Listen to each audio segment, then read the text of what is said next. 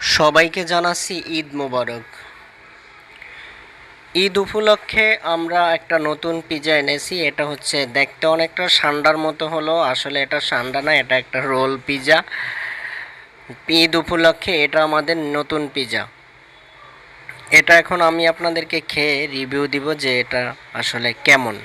নিজের কাছে যদি ভালো লাগে, আশা করি আপনাদের কাছেও ভালো লাগবে। প্রথমে আমি এখানে মেনু সস আর টমেটো সস দিয়ে দিচ্ছি। এটা টমেটো সস বলতে এটা চিলি সস, বেস্টের চিলি সস, খুবই ভালো মানের একটা সস। এটার ভিতরে থাকছে chicken cheese, mushroom, capsicum, tomato সব মিলে পিজাটা নিজের বলে বলছি না, খুবই মজার একটা পিজা।